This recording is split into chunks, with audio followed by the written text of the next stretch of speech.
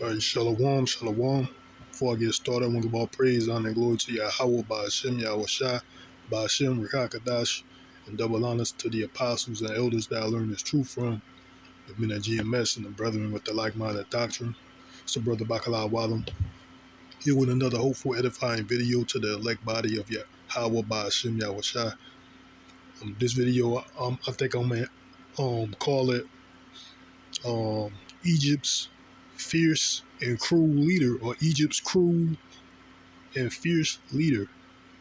So, which is referring to Biden here, which he's got a video. I'm not trying to make this video too long. He's got a video here. I'm gonna get to it because I got a couple videos I want to bring out.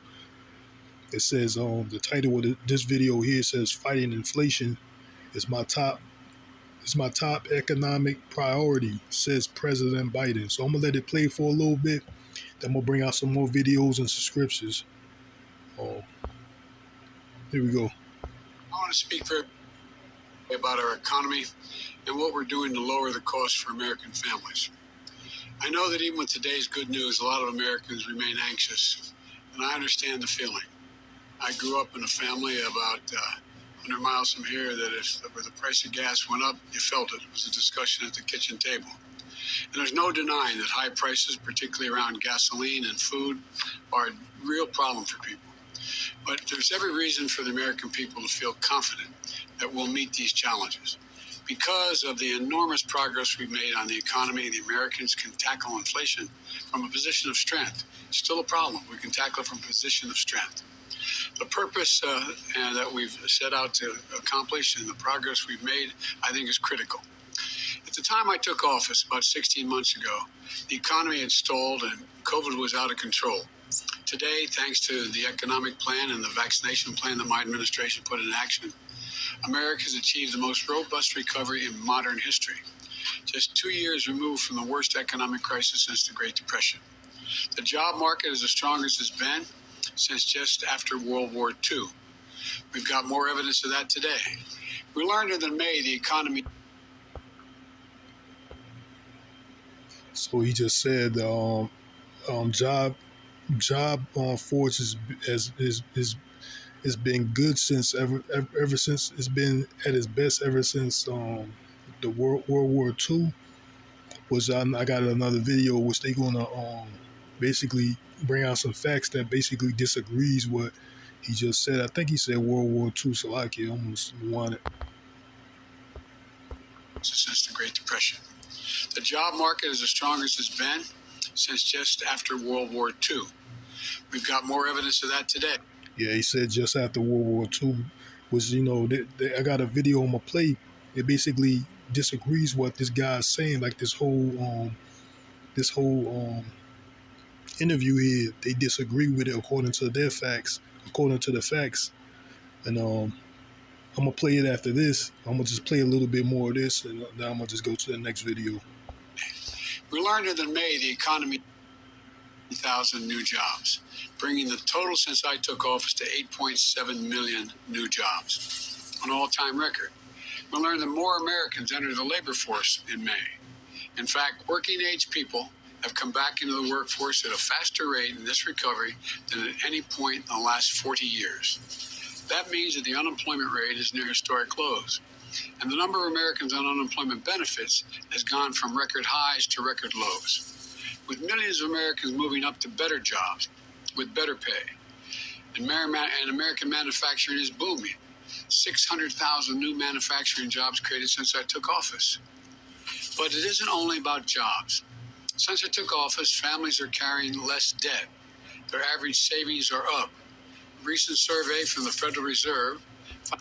he said that the savings are up on the people.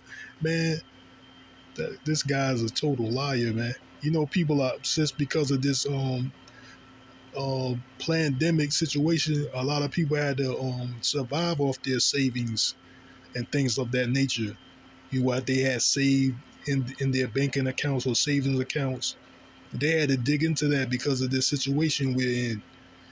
So this guy totally a lie. I'm gonna just go in and there. I'm gonna get this other video, Salakia. This is hilarious. It's wonderful. It's beautiful. Call YAHAWAHSHI. I'm about to get this next video, Salakia. All right, this is the other video. It's called Americans Are Sick of Biden's Lies. See, you see, that's what it was, man. This guy just straight lying to the American people, man. You know, because he was saying that people are had a lot of money in their savings accounts, and you know that's not true. But I'm gonna go ahead and let this it's like I'm gonna bring it to a point, because this guy's basically lying to the American people. And just like the title said, the people are sick of Joe Biden and his lies.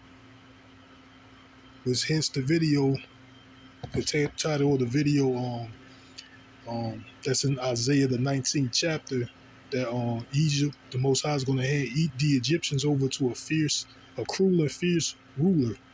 So I'm gonna let it play at this point. I got another video I want to bring out. Doesn't have any serious solutions.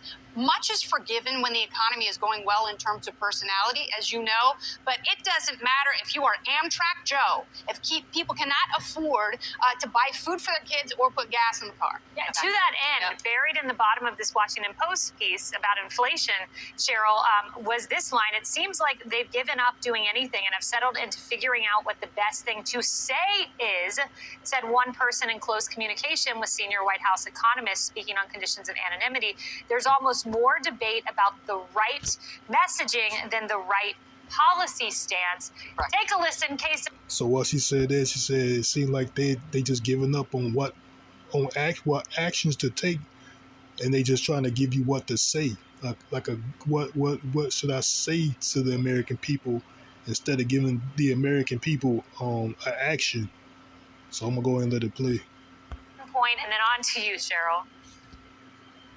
This is a Putin price hike, but actions have already helped to blunt that what would have been an even larger Putin price hike. Food and gas prices are going to be elevated by Putin's price hike. Putin's price hike. Here we go again. Now, there's a new term that we've heard today after the jobs report came out this morning. It is steady, stable growth. That is going to be their new talking point, which they debuted this week, by the way. I think we all see through this now, because they know that what we're seeing in those job numbers that came out today, and that's why he went to the podium today, was to champion and talk about how great that jobs report was.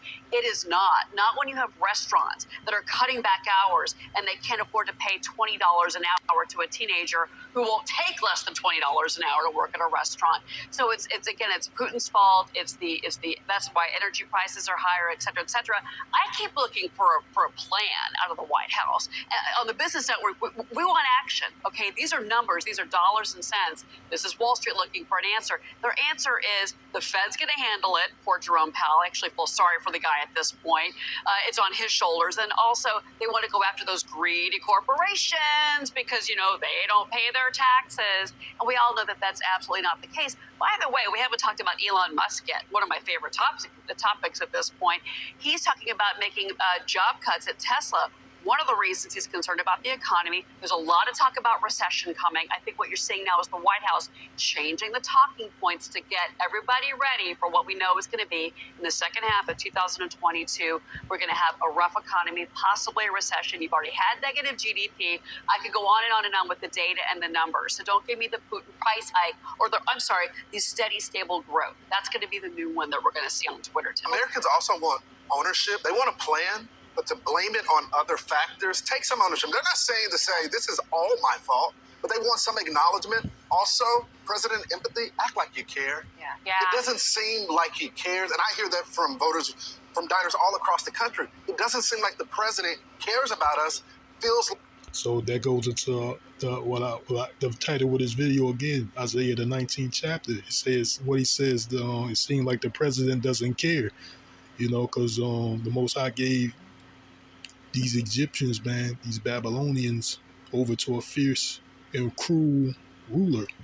So that's like he just said. It seemed like they say American people said that Joe Biden seemed like he doesn't care. And I'm gonna rewind it a little bit. We're gonna see on Twitter today. Americans also want ownership. They want a plan.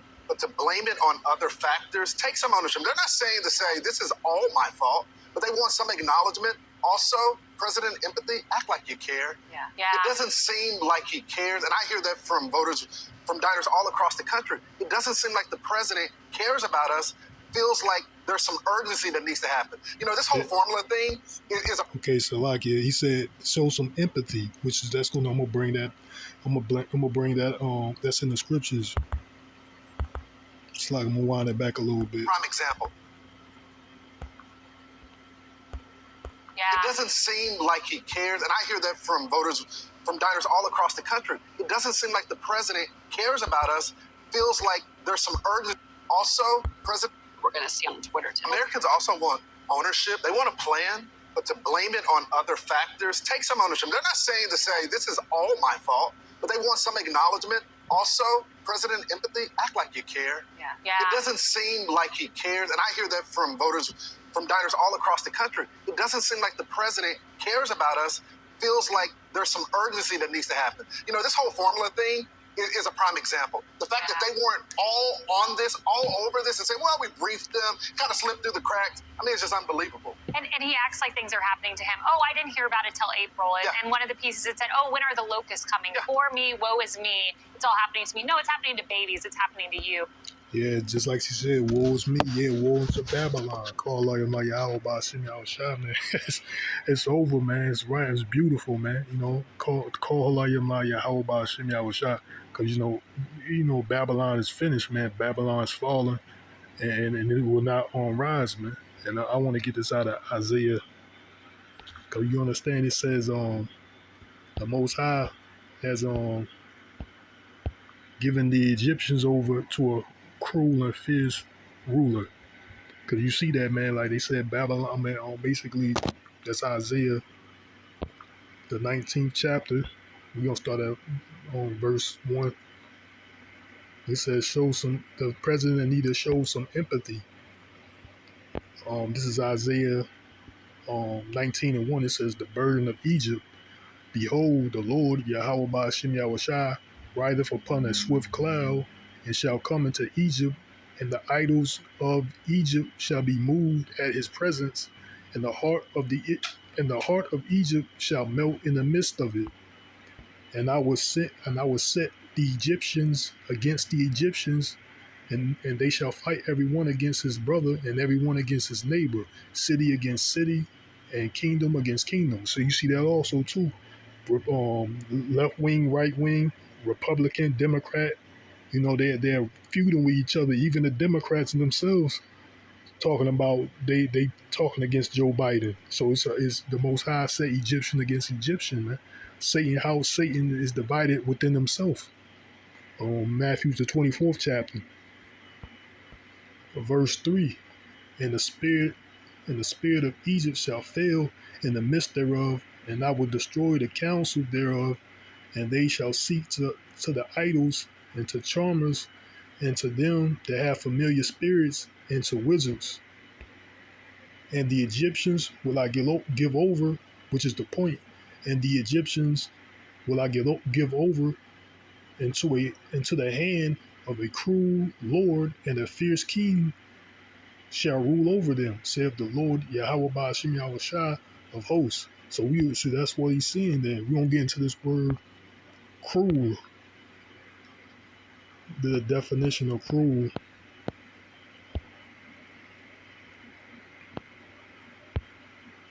Strong's H 7186.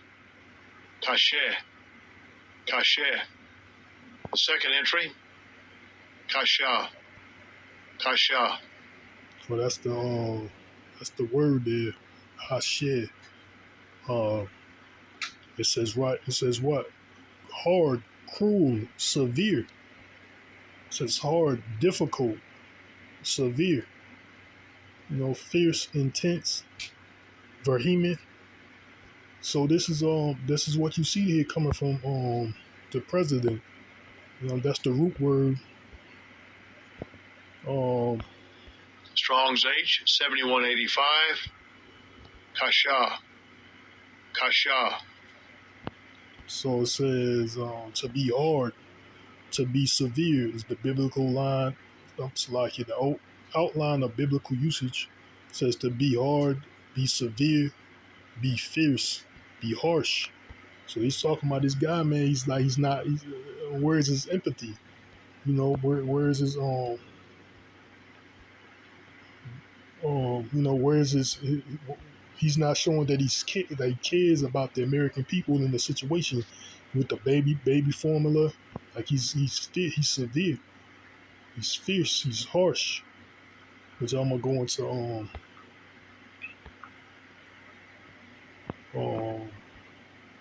fierce. The word fierce. Strong's H5794. As. So it says as. So it says as there, and it says strong, mighty, fierce. This fierce is what it is. The same difference as cruel. So it says strong, vehement, harsh. We can go into this word vehement. Let's see what it says. Rough.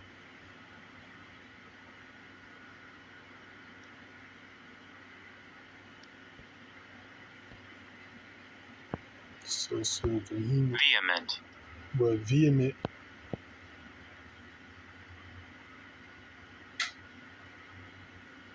So it's the same thing. Got a couple of similar words here. It says fierce.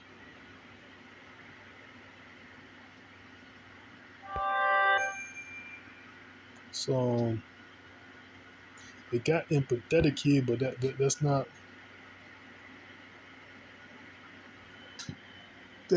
what he's showing in the terms of emotions of care.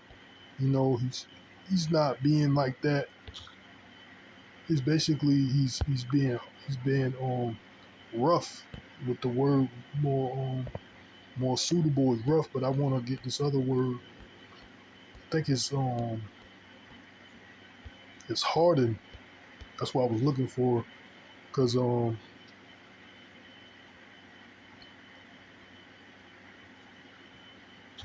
going to this word fierce.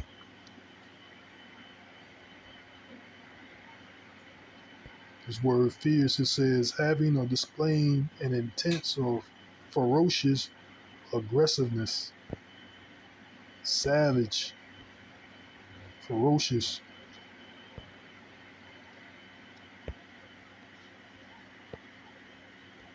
So we got other words here. It says showing a heartfelt or powerful intensity, aggressive, cutthroat. You know, which I think I got to go back to the word cruel, because it's got hardened, which is basically ties. It's saying basically the same thing. You know, in the same contents of fierce. So I'm gonna go back to the word because I want to get this word hardened. I'll go back to the word cruel. It says hard right there, right? Go into the Strong's definition. It says churlish, cruel, grievous, hard, heavy, impudent, sorrowful. That's not it. Stiff necked, stubborn, in trouble. So going this word, it's like I might, yeah, the same thing as hardened or stiff necked, stubborn. Let me see.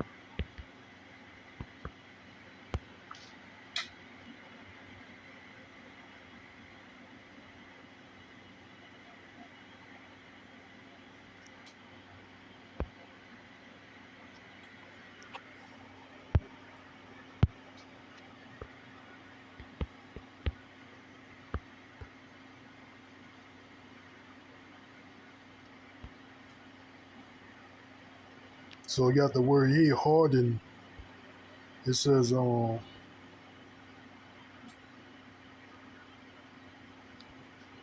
make or become hard or harder or harder. So basically, that's what they see from this guy. He's like he's not showing he's not showing any compassion, man. It's like he doesn't care. It's like I seen the word, I can't find, it's not showing up, but it did have empathy in it, I think. I might be overlooking it.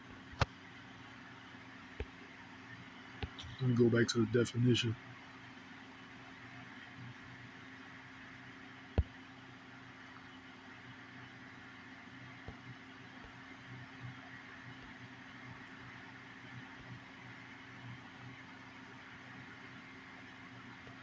I think it was the root word Salakia. Click on the root word. It says to be hard, be severe, fierce. I'm looking for the word. I think it's in the biblicals. Yeah, Strong's definition. It says to be cruel, fiercer, make grievous.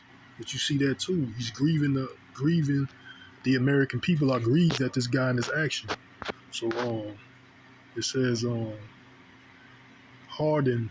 So you see the word harden right here.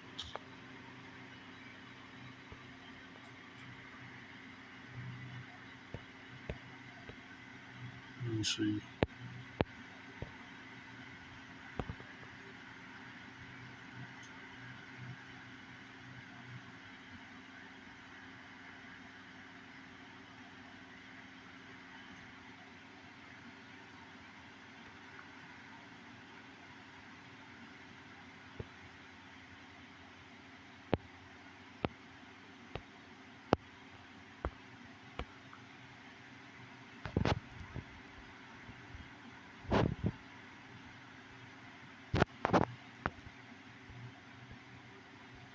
So basically, yeah, that's what it is. He's coming. I can't find it because basically it's harden.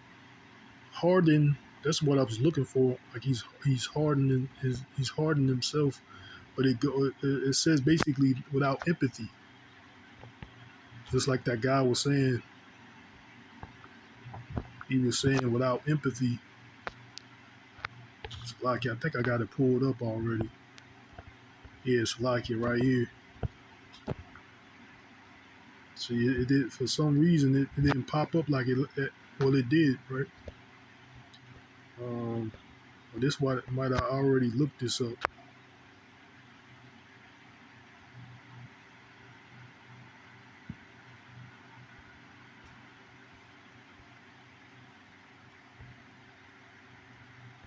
Well, that's what it is, man. To become cruel without showing empathy.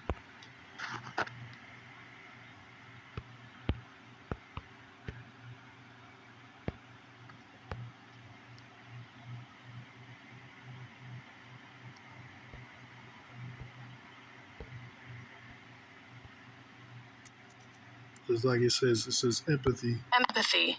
The ability to understand, the ability to understand and share the feelings of another. We got here toughness. The state of being close to another person, on the togetherness. So like yeah.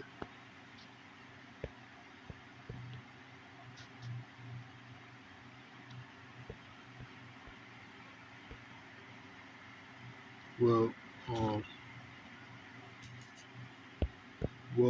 um, either way, it's still that's what it is. The Most High gave the Egyptians over to a cruel and fierce leader. Because this guy Joe Biden is showing those characteristics of being cruel and fierce. Because basically the American people recognize that this guy doesn't care about the state of the economy. Really, they're not taking any actions. Baby formula shortages, food shortages, inflation. So basically, they saying this guy doesn't care. They just giving basically a lot of just a lot of talk and no action. So this is Isaiah the 19th chapter in the 4th verse. Again, it says, the Egyptians will I give over into the hands of a cruel Lord, and a fierce king shall rule over them, saith the Lord of hosts, YAHAWAHSHI. We're going to skip to the 11th verse. Surely the princes of Zoan are foolish. The counsel of the wise counselors of Pharaoh is become brutish. How saith ye unto Pharaoh, I am the son of the wise and the son of ancient kings? Where are they? Where are they? Where are thy wise men? And let them tell thee now, and let them tell thee now, and let them know what the Lord Yahweh Ba'ashem Yahushua of hosts have proposed upon Egypt. So that's what that's what it's saying here. It's telling what the wise men of Egypt to tell you what the Most High has the plan have planned for Egypt. Verse 13: the princes of Zoan are become foolish, and the princes of Zoph are deceived. They have also seduced Egypt, even they that are the stay of the tribe thereof. The Lord Yahweh Ba'ashem Yahushua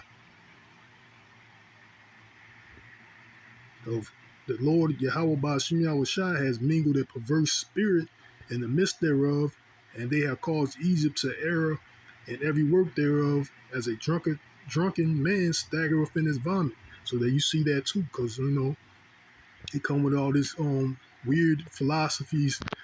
This alphabet game. He trying to teach your children. There's no issue. There's no real solutions to the issues of Babylon the Great. The economy. There's a lot of chaos going on. Crime is on the uptick. Inflation is going on. Like, this place is falling, man. Just like the scripture said. It's just getting worse and worse. Day by day, it's getting worse and worse. And one day shall Babylon be destroyed. And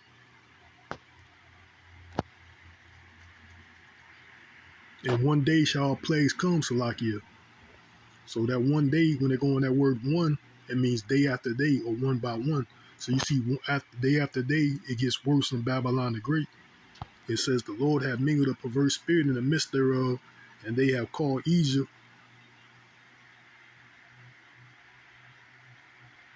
to err in every work thereof, as a drunken man staggereth in his vomit. Neither shall there be any work for Egypt which the head or tail brush or rush, it's like a branch or rush may do. So that you see that also, they talk about the economy. He created jobs. He created jobs for the economy, but that's not happening, man. Even though these jobs might be open, nobody's filling it. Nobody's filling these jobs he's supposedly open. And there's evidence out there. There's millions and millions of people have just resigned from their positions. So verse 16, and in that day shall Egypt be like unto women, and it shall be afraid and fear. It shall be afraid and fear because of the shaking of the hand of the Lord Yahweh Ba'ashem Yahushua of hosts, which he shaketh over it. So that's what you see there, man. I ain't know it was this long. But that's what you see. I'm gonna go back to, I got another video I want to play. Slakia. Okay, yeah, this is the other video. It says historic inflation. White House scrambles to address rising prices. So that's what you see. This guy talking about it. That's his priority is to address inflation from that first video. But this is not what's really happening, man. Basically, like they were saying in the second video, they just giving you a lot of lip service. They just trying to say to the American, trying to find out what they need to say to the American people. Like the scripture says, deceit and lies and deceit shall be under his tongue. Roughly paraphrasing, that's in Psalms. That's I know that the verse that I'm trying to thinking of is in Psalms, but that's what it is lies and deceit is under his tongue. So I'm gonna play this video. President's meeting with the Federal Reserve chief comes as inflation has reached a 40-year high. We want to talk a little bit more about this. We are joined now by Bethany McLean, financial journalist and contributing editor for Vanity Fair. Thank you so much for being with us. Last year, Treasury Secretary Yellen said inflation would only be a temporary setback. But how crucial is it that she admits she's wrong now about inflation? I don't view it as that crucial. She was on the record as saying it was temporary. So was Chairman Powell. It's very obvious that they were wrong. So I don't think they have much choice but to admit it. There's not a lot of debate that they were wrong and badly. And badly wrong, but she pointed to the now unforeseen events of the invasion of Ukraine, China's lockdowns. But even with all of this unprecedented time that we've been in, is the Fed behind the curve, or has it been too slow to react to the rates of inflation? So there's an argument that the Fed was very much behind the curve. In the wake of the giant stimulus passed during Donald Trump's presidency, the CARES Act, there were a lot of financial market participants who said inflation is coming. There's no way this is not inflationary. Biden continued to pump money into the economy. The Fed continued to pump money into the economy via this process of asset purchase, this known as quantitative easing, and also by keeping rates low. So that's what she said there. That Biden continued to pump money or currency in the economy, and the Feds, basically the federal government, by printing this printing currency, which basically is causing inflation because you're creating money out of thin air, and basically since the dollar's not backed by the gold standard, which was taken away by Richard Nixon in 1971. He took away the gold standard from the currency, the U.S. dollar. He took away that gold standard. So basically, they just printing money out of thin air, which is basically devaluing the dollar even more. So you just printing more money, and it's not equaling. The money now doesn't equal to what it used to equal, because he's just making money out of thin air. So that's what she was talking about. That's what she was saying, that basically that's what was happening when they were saying he was putting using these stimulus packages, that take bomb for her, like the scripture says, that she may be healed, but Babylon will not be healed. There were a lot of voices saying this is going to lead to inflation. And the Fed and the Treasury Secretary Yellen said, no, whatever signs we're seeing are transitory. So you can certainly make an argument that inflationary pressures were in the works for a long time, even before recent events. But President Biden obviously trying to send a message to the American people that he is doing everything he can to support the Fed doing their jobs. However, is it the president's responsibility, in spite of the fact that the Fed oversees financial or fiscal responsibility, fiscal policy, should he be changing policy at all?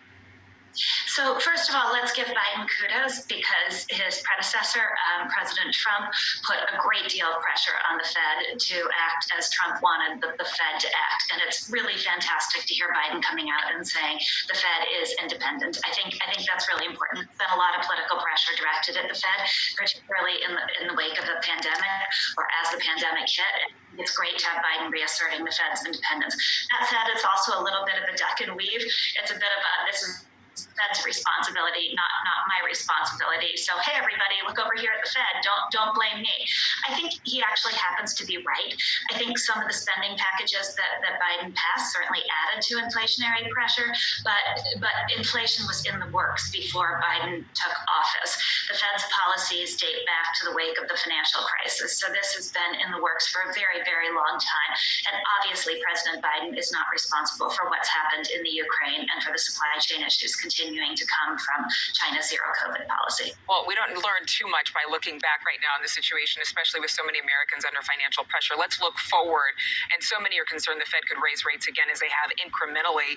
But some analysts believe that there should be a big jump in interest rates to fix inflation. What's the proper way to do this? The problem is the Fed has backed itself into a corner. Through all these years of keeping interest rates near zero, they now have no choice but to start raising rates aggressively in order to tamp down inflation. And what's really ironic about it is that a lot of the Fed's policies in previous years have been designed to help those at the bottom of the income spectrum, by encouraging job growth and by keeping interest rates low. And it's backfiring badly now because those at the bottom of the income spectrum are those who are most hurt by inflation. And so I think the Fed is between a rock and a hard place. They very desperately need to get inflation down, but raising rates has the risk of tipping the economy into a recession. Bethany McLean, thank you so much for joining us this morning on Morning in America. Thanks for having me. So all that was leading into what? Great debt, man. Inflation, which we're gonna get that like we're gonna go back to but that's talking about the great debt that laden himself with thick clay. Because that's basically what this happening. So what you see going on is a lot of these these princes or these counselors of Egypt, which we're going to go back to that on Isaiah, the 19th chapter and the 11th verse. Surely the princes of Zoan are foolish.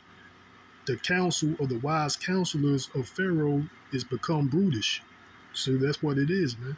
You know, because there's no more wisdom in teaming. So you see all these people getting on the camera, getting on TV, giving their advice on what should America do.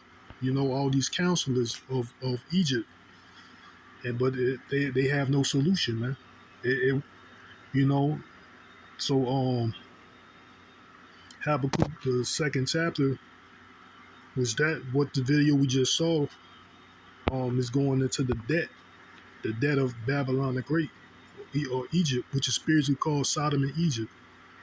This is Habakkuk 2, and we're going to start at verse 4. It says, Behold, his soul, which is lifted up, is not upright in him, but the just shall live by faith. Verse 5, Yea, also because he transgresseth by wine, he is a proud man, neither keepeth at home, who enlarges his desires as hell, and is as death, it cannot be satisfied, but gather unto him all nations, and heapeth unto him all people. Shall not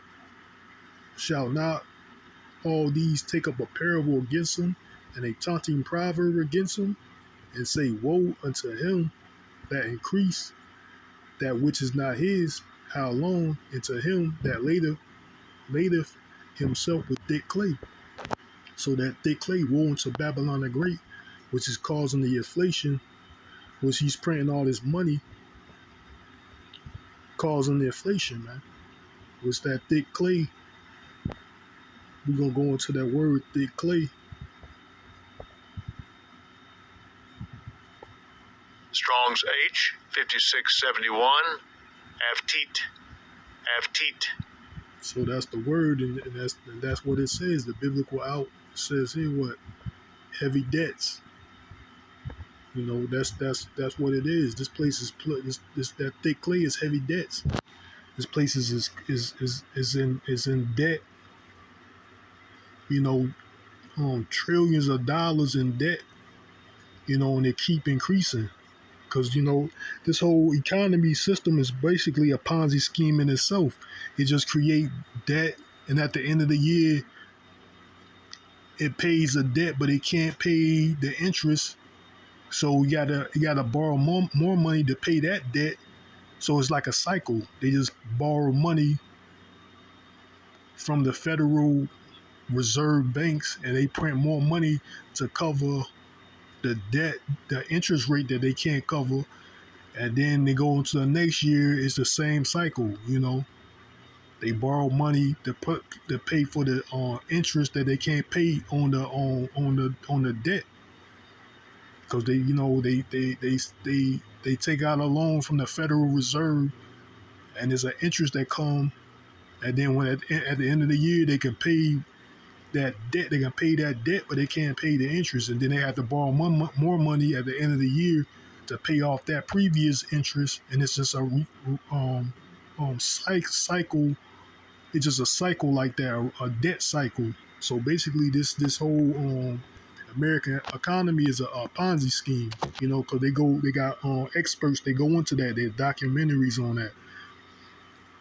But yeah, that's it, man. I hope this, cause yeah, woe unto Babylon the Great, man. Babylon has fallen, and will not rise, because it's laden himself with thick clay, because the Most High, YAHAWAHSHI, is visiting Babylon the Great. So I hope this was edifying to the elect. I want to say, call Halayim La Yahawah Ba'ashim, Yahweh Shah Ba'ashim, Rakakadash, Shalom to the next time, Yahweh Ratazah, which means Lord willing, and Wah Abba Babal, DTA soon.